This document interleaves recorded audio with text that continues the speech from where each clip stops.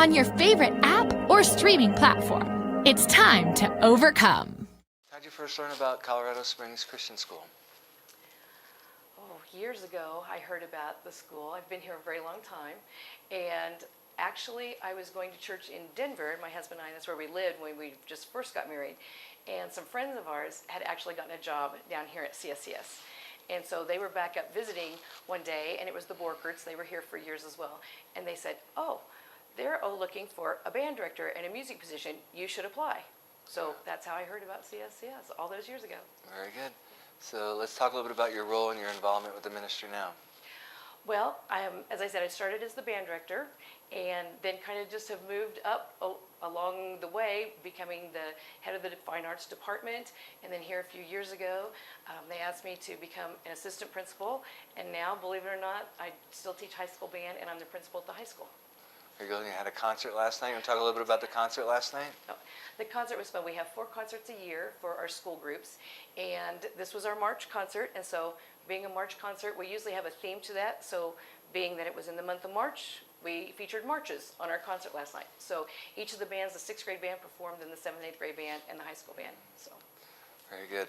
I was told yesterday, March 4th is really a complete sentence. We march forth. There you go. There we go. Very true, yes. That's and good. Of course, we ended with Stars and Stripes, our national march. So that was an audience favorite. Very good. That's good. So every ministry has a mission statement. How do you describe the heartbeat of Colorado Springs Christian School? Well, our overall mission statement is that we will provide an excellent education from a Christ-centered biblical worldview for lifelong service. And I really like that at the high school, and because we're training these young people to become out and be independent individuals that can stand firm in their faith.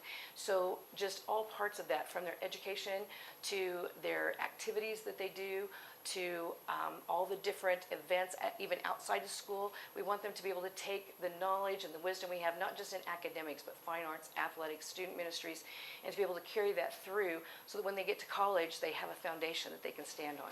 Yeah. So you're probably a good person to talk about a good case for support on music. Some will call it an elective. I've seen some TED Talks about the brain, listening to music, and then playing music, the physical skills, or all that. Case for support. Music shouldn't be an elective. It should be like.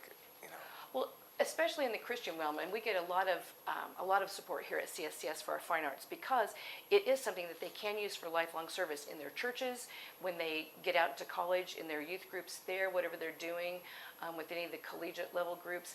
But music is something that God gave us from the very beginning. Yeah. And it's something, our voice is the natural instrument, and then all the different instruments we can learn to play. And so it's not just an add-on. It's something that we do that helps us express our emotion and our love for each other and our love for God. And so, I think it's definitely a very vital part of a person's overall education. From where I sit, I get to see all the different denominations, but I'm just still clueless why Church of Christ don't like instruments in their church service. It's true. Let's leave that alone. That's funny. But the Bible says make a joyful noise unto the Lord. He's not even asking for harmony, but you make sure that everything's in tune and harmonizes well. And we do. Harmony's and some will say, does God sing? And it's like, yeah, in 3-part harmony. Hello. Yeah. The Trinity. So all right. That's good. Right. All right, we'll move on. Okay. So evangelism, discipleship. Obviously, Colorado Springs, you're training up folks that can share the gospel, and you're making disciples. You want to talk about that? Right. Well, all of our classes are taught from a biblical worldview. So just in training the students and in the way they should go, no matter what the subject matter is, they get that from our teachers.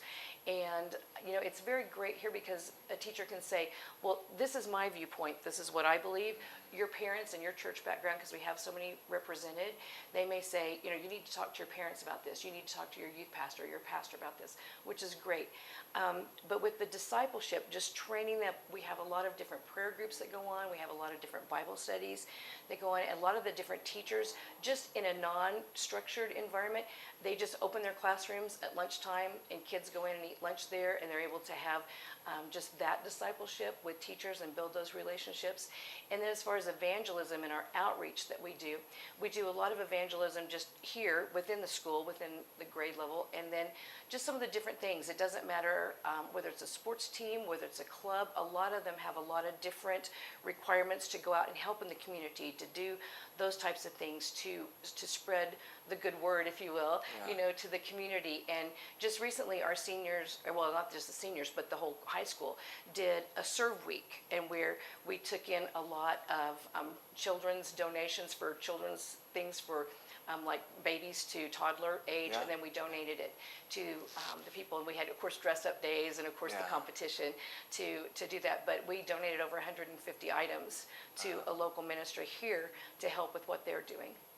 Yeah, so you get them out of the classroom and where the rubber meets the road and data life and all that stuff. Yes. And talk about how, you're partnering with the family. Mom and dad obviously are Christians.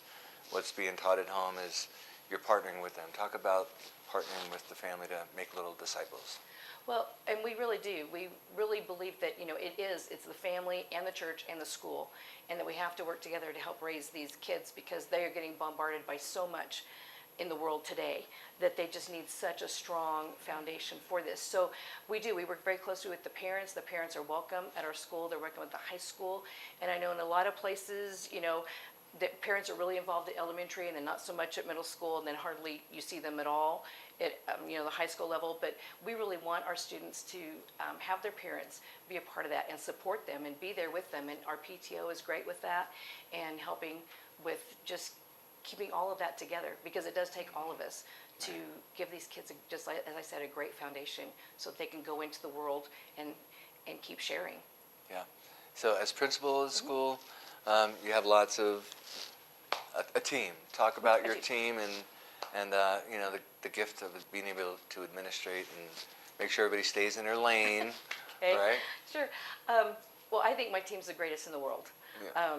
It's, I hear both of my sisters are principals. One is retired, the other's still being a principal. And I hear the stories they tell, and I don't know that I would want to do that at their schools. Right. But here we have a great team from the top, with Dr. Dorenzo, Mrs. Meter supporting us with what you do. But my staff at the high school, with the two ladies in the front office, to my counselors, to registrar, to just all the people, they are fabulous. Literally, they keep the day-to-day running of the school going so that I can do what I need to do, whether it's with a student or parent or another meeting. So they are fabulous. That's great. Top notch. Part of the real reason we do this is to raise awareness of ministries in action, boots on the ground. A lot of people have seen preacher after preacher on TV, but I always say it's the normal Christians that get the work done. Yeah. But talk about how people can partner with and support a ministry like this. Oh, well, there are a lot of ways. Some people think when you talk about support, it's just a monetary thing. And yes, of course, we like that. But there's so much they can do with just giving their time, their energy, just their help. We have so many parents that just help behind the scenes with doing things that just get done. And so, it's not just always the dollar sign that counts, but their time and their energy, and just those little words of encouragement. Sometimes people say, this is, you're doing a great job. Just little things like that really help the teachers here and the people that are here, like, as you said, on the ground every day with their children. But we have a lot of great parent support. That's good. Prayer support, it is a spiritual battle. Do you want to talk a little bit about that? Oh, we have a lot of prayer support. I truly believe that this school is covered in prayer support. And just an example that I have, like, we take a band trip about every other year. Of course, COVID shuts some of that down. But we're getting ready to go back to Dallas here in April to do a competition. And I truly believe that the reason we've not had any problems or anything like that is that we are covered in prayer from the time we start planning till the time we get the bus pulls in the parking lot when we get home. And so no matter what we do, we know that people are covered in prayer. And we've had some staff and some personal tragedies here recently and with different things. And just, people just gather together and just pray for each other and to hold each other up in prayer and give them that support. So yeah, that's good. That's good. Why do you do what you do? What gets you up in the morning? The people, the kids, and the people here. It's it's easy, as you know, we say that with the kids, but it's easy for us to get beat down by the world too. But you always know you're going to come here and that people love you here, they care for you. If you have a bad day, they're going to lift you up. If somebody else is having a bad day, you can lift them up. So it's the people and it's just the whole family, the community that CSCS is. Yeah, that's good. Final question, is there anything else the Lord put on your heart today to share with us? Just that Christian education is so important. And I think that our parents need to understand that. I think they need to understand and not turn a blind eye to what the world is hitting their children with today. And that if they have any ability to give their children that opportunity, I didn't have that opportunity growing up. And so just the opportunity to have their children in this environment, no matter what the age is, elementary, middle school, or high school, that they just have the ability to have that foundation that other kids aren't getting. And it's just so important. Yeah, amen. That's a great word. Good word, Bite. It's awesome. We'll close with the, that's great. Good.